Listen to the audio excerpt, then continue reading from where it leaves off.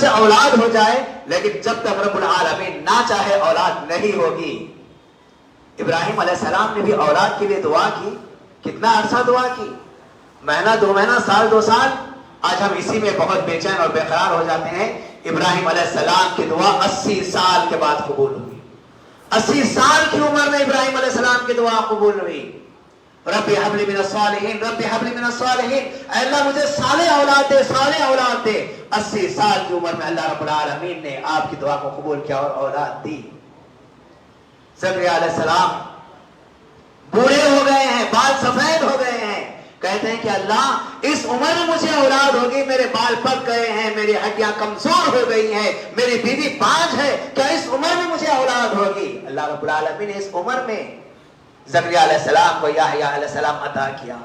تو رب العالمین نے کہا کہ سابقہ انبیاء میں ہم نے انہیں بیویاں بھی عطا کی ہیں اور ہم نے انہیں اولاد بھی دی ہے۔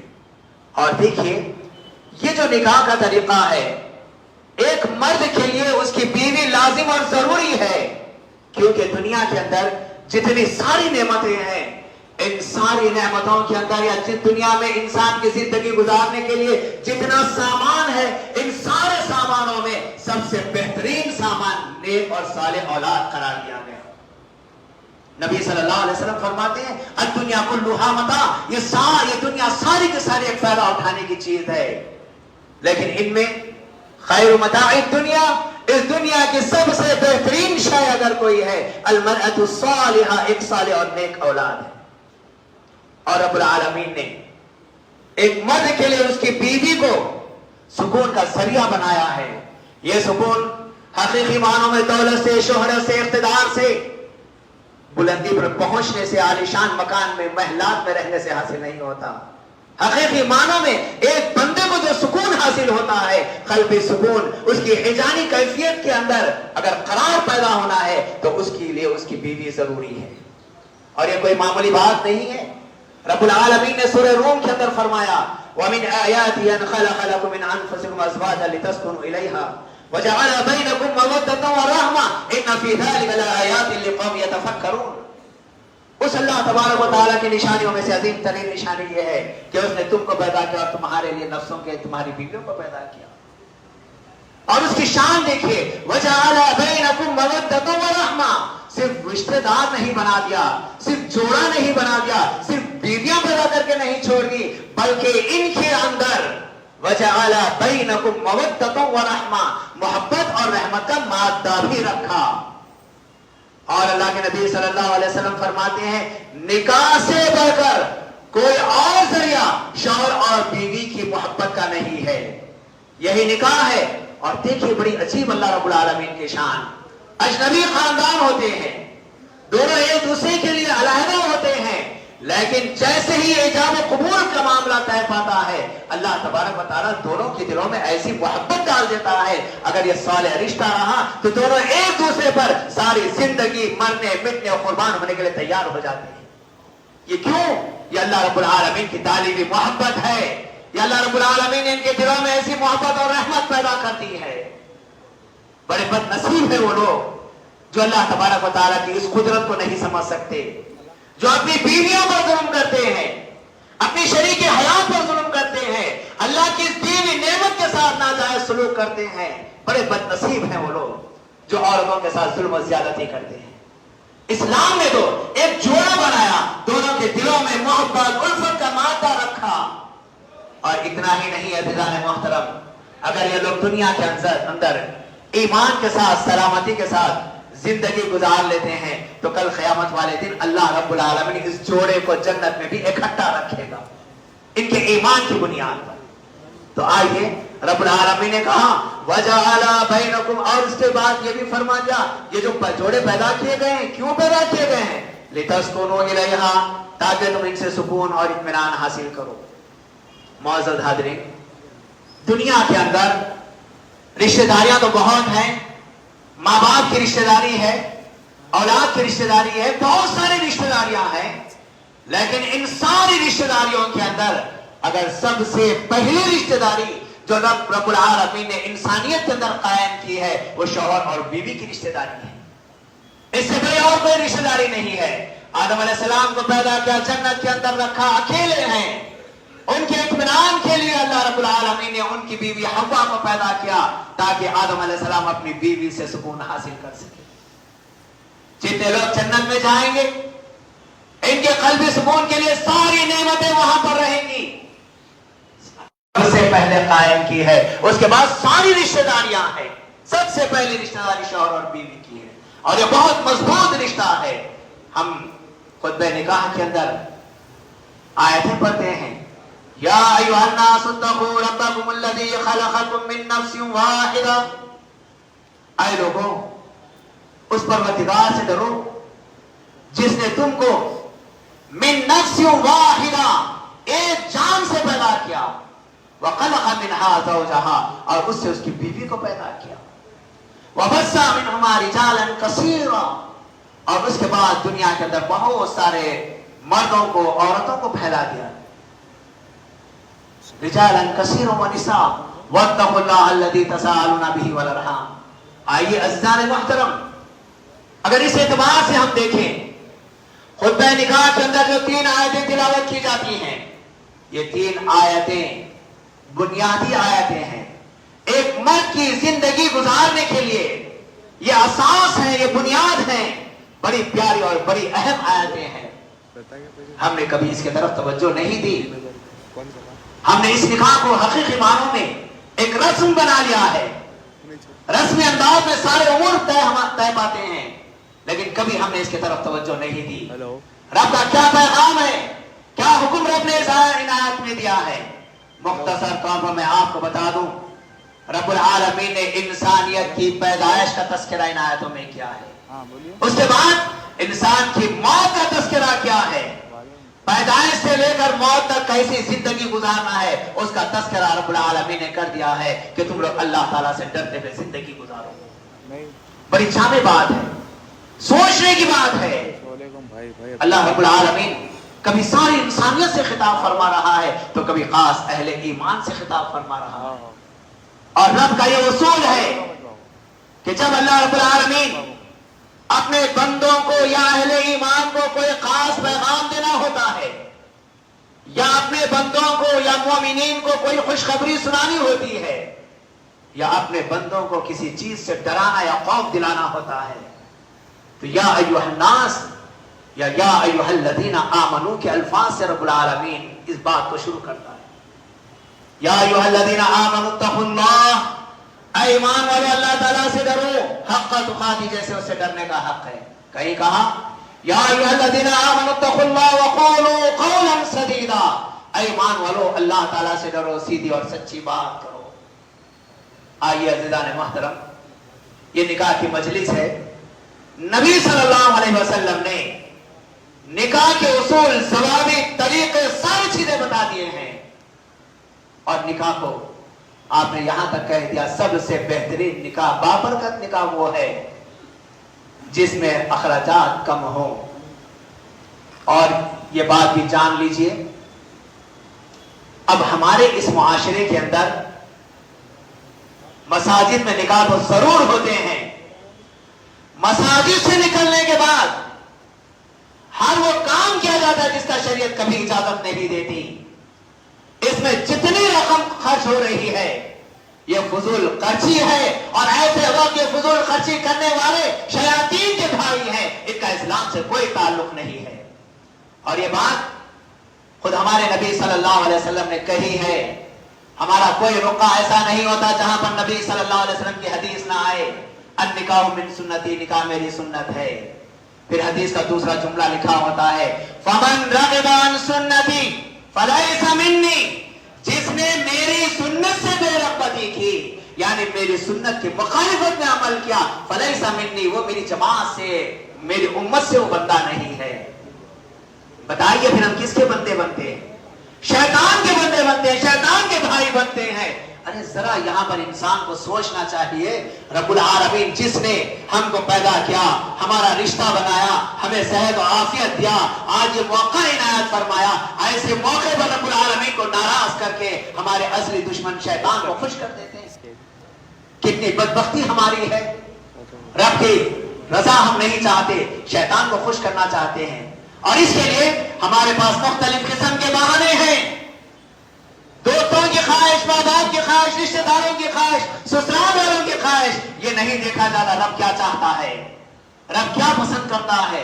اس رب نے مجھے صحت دی ہے، اس رب نے مجھے اس مقام تک پہنچایا ہے، اس رب نے میرا یہ رشتہ جوڑا ہے، اس رب کو میں راضی کروں، کوئی یہ نہیں چاہتا.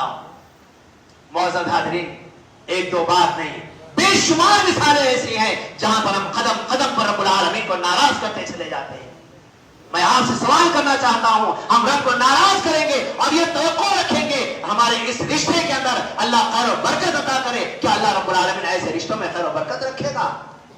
یہ اختلاف، انتشار، فتنہ، فساد کا سبب بنیں گے، کیونکہ ہم نے ہمارے نبی صلی اللہ علیہ وسلم کی تعلیمات کو رسوا کیا، ہمارے نبی صلی اللہ علیہ وسلم کے طریقے کے خلاف ہم نے عمل کیا. اور آج میں بالکل واضح طور پر بات کہوں گا، بتائیے جب ہمارے ایمان ہے، ہمارے نبی صلی اللہ علیہ وسلم کے امتی ہیں، تو ہمارے نبی صلی اللہ علیہ وسلم نے کون سے پومیس کا رسم کیا، کون سے آپ نے منجے کیے، کون سے آپ نے منہ دکھائی کی رسم کی؟ اگر آپ اس کو جائز قرار دیتے ہیں، پھر رات نبی کریم صلی اللہ علیہ وسلم کی تعلیمات پر اس کی ضرورت پڑتی ہے، اسلام کے اوپر دھبا آ جاتا ہے اگر کوئی اس کو جائز قرار دینے کی کوشش کرتا ہے. ہم اور آپ جانتے ہیں یہ رسم و رواج کہاں سے آئے ہیں، یہ ہمارے دشمنوں کی طرف سے آئے ہیں جو ہمیں اس دنیا سے ختم کرنا چاہتے ہیں، جو ہمارے اسلام کے دشمن ہے، مسلمانوں کے دشمن ہے، ہمارے نبی کے دشمن ہے، ہمارے قرآن کے دشمن ہے. ایسے دشمنوں کی رسم و رواج آج مسلمان اپنے سینے سے لگائے ہوئے ہیں. بڑی بڑی دعوتیں ہو رہی ہیں، دھوم دھماکہ ہو رہا ہے، رات رات بھر پٹاخے چھوڑے جا رہے ہیں، شادی خانوں میں 12 بجے رات کو پہنچ رہے ہیں. کیا ہے؟ نہیں، ہمارے دوستوں نے باجے کا انتظام کیا تھا، ہمارے کچھ دوستوں نے ناچنے کا انتظام کیا تھا، آرکسٹرا کا انتظام تھا. اللہ اکبر! وہ رب جس نے آپ کو زندگی دی ہے، آپ اس رب کو اتنا، اس کی تعلیمات کو اتنا رسوا کر دو گے؟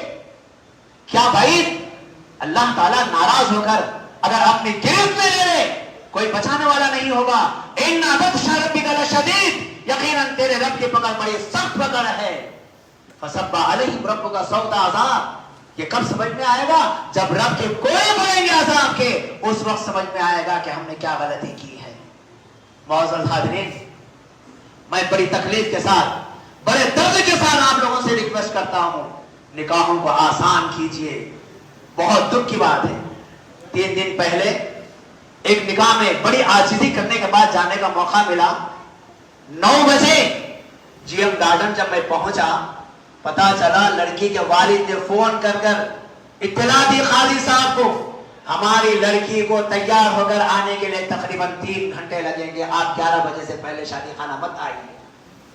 اور نتیجہ کیا ہوا؟ ہم تو نکل گئے، بعد میں پتا چلا آدھا شادی خانہ نکاح کی تقریب میں شرکت کیے بغیر وہاں سے رخصت ہو گیا. کیا آپ نے اتنے لوگوں کو ذلیل کیا؟ آپ کو احساس نہیں ہے شیطان کی رضا کے لیے آپ نے کیسی کیسی حرکتیں کی ہیں. پتا چلا کہ بیوی کو بیوٹی پارلر، بچی کو بیوٹی پارلر لے گئے تھے، وہاں پر ڈریسنگ کر کے تیار کر کے لانے میں اتنا وقت لگ گیا. اور میں نے جب ان کے پاس تفصیلی میسج ڈالا، بہت دکھ ہوا. جزاک اللہ، آپ نے بہت اچھی بات کہی، اتنا ہے جواب دے دیا. اسلام کی تعلیم کا کوئی لحاظ نہیں رکھا. آئیے عزیزان محترم، اللہ کے لیے ان سارے خرافات کو چھوڑ دیجئے، ان چیزوں سے بچ جائیے. رب نے بارہا تم سے کہا ہے، اے میرے بندو، اے ایمان والو، اللہ تعالیٰ سے ڈرو. اور ڈرنے کا کیا معنی؟ ہر وہ کام کرو جس سے تمہارا رب خوش ہوتا ہو، ہر وہ کام سے بچاؤ جس سے تمہارا رب ناراض ہوتا ہو. غرض یہ کہ معزز حاضرین، ابھی ایجاب و قبول ہوگا.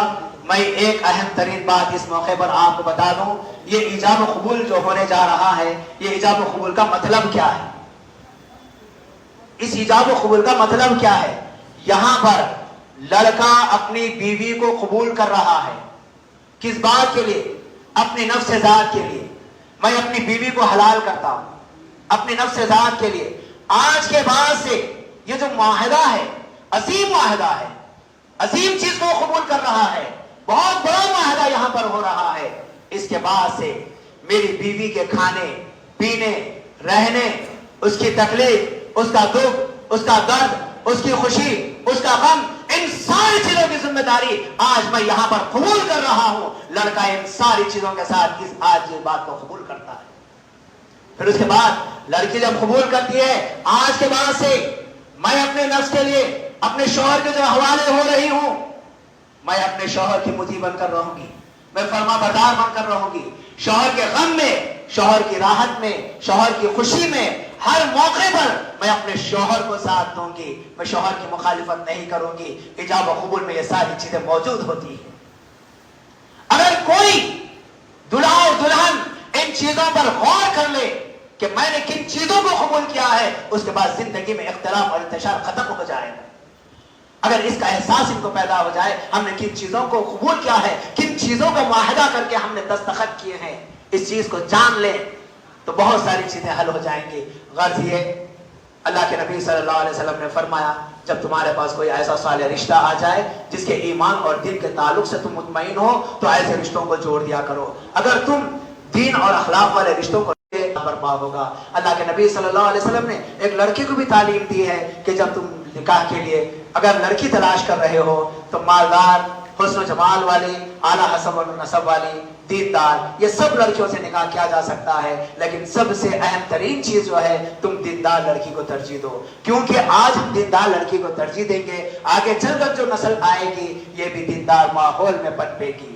اس کے بہت دور تک اثرات ہوں گے اور دونوں کے اندر حقوق ادا کرنے کا مادہ پیدا ہوگا دینداری کی وجہ سے. عزیزان محترم, اب تک زندگی جو مجرد تھی, غیروں کے پاس تو مجرد زندگی کا رواج ہے, لیکن اسلام نے مجرد زندگی کو ختم کر دیا ہے. اللہ کے نبی صلی اللہ علیہ وسلم نے نوجوانوں کو خاص طور پر تعلیم دی ہے کہ آؤ نوجوانوں, جب تم سن بلوغت کو پہنچ جاؤ تو ایسی صورت میں تم نکاح کر لیا کرو, ایک شرط کے ساتھ, اگر تمہارے اندر اپنی بیوی کو پالنے کی طاقت ہو. یہ شرط ہے, من استطاع منکم الباءۃ, اگر تمہارے پاس بیوی کو پالنے کی صلاحیت پیدا ہو جائے تو تم نکاح کر لیا کرو. کیا بات معلوم ہوئی کہ شوہر کی ذمہ داری ہے کہ بیوی کو پالنا. شوہر بیوی کو پالنے سے پہلے سسرال والوں کے پاس جا کر عاجزی انکساری کرنا, بھیک مانگنا, یہ دو یہ دو یہ دو, یہ ساری چیزیں مانگنا, اس کو اس حدیث نے رد کر دیا ہے. تمہارے اندر صلاحیت ہے تو تم نکاح کر لو. رب العالمین نے کہا اگر کوئی بندہ نکاح کر لیتا ہے اس طریقے سے, اللہ اپنے فضل سے ایسے غریب لوگوں کو مالدار بنا دے گا. شرط یہ ہے کہ شریعت کو ملحوظ رکھیں, اللہ رب العالمین کی رضا کو حاصل کریں اور اصول کے مطابق نکاح کریں. یہ ساری چیزیں ہماری حل ہوتی چلی جائیں گی. معزز حاضرین, یہ ساری باتیں ایک مجموعہ یہاں پر موجود ہے. عام طور پر نکاح میں بہت مختصر لوگ ہوتے ہیں اور بہت اہم ترین باتیں تھی جو میں نے مختصر طور پر آپ کے سامنے رکھی ہیں. رب العالمین سے میں دعا گو ہوں اللہ تعالیٰ ہم تمام کو ہماری شریعت کو سمجھنے کی توفیق عطا فرما. اے اللہ, ہمارے نبی صلی اللہ علیہ وسلم نے جو تکلیفیں, مصیبتیں اور اذیتیں برداشت کرتے ہوئے اس دین کو جو پھیلایا ہے, اے اللہ کے نبی صلی اللہ علیہ وسلم کی تعلیمات کی لاج رکھنے کی ہمیں توفیق عطا فرما. اے اللہ, ہم تمام کے دلوں میں جو بدعات و خرافات بھرے ہوئے ہیں, غیروں کے رسم و رواج جو ہمارے اندر موجود ہیں, اے اللہ رسم و رواج سے ہم کو دور فرما. اے اللہ, ہمارے نبی صلی اللہ علیہ وسلم کے طریقے کو, آپ کی شریعت کو اپنانے اور اس سے محبت کرنے کی توفیق عطا فرما. اے اللہ, شوہر اور بیوی دونوں کے دلوں میں محبت اور الفت پیدا فرما. اے اللہ, دونوں کے پاس خیر عطا فرما, دونوں خاندانوں میں محبت عطا فرما, دونوں خاندانوں میں خیر عطا فرما, ہر قسم کی برائی سے محفوظ فرما, ہر قسم کے خرافات سے محفوظ فرما. اے اللہ, ہر قسم کی بیماریوں سے محفوظ فرما, ہر قسم کے آفات سے محفوظ فرما. اے اللہ, دونوں کو صحت و عافیت عطا فرما, دونوں کی زندگی میں برکت عطا فرما, دونوں کی زندگی میں خیر عطا فرما. انشاءاللہ ابھی ایجاب و قبول ہوگا. بارک اللہ لکما و علیکما و جمع بینکما فی خیر. سبحان ربک رب العزت عما یصفون و سلام علی المرسلین والحمد للہ رب العالمین. دوستو, اس پر آپ کی کیا رائے ہے کمنٹ کر کے ضرور بتائیے اور اس ویڈیو کو لائک اور شیئر بھی کر دیجیے. مزید علماء اور مقررین کے بیانات سننے کے لیے ہمارے YouTube چینل کو سبسکرائب کیجیے. جزاک اللہ.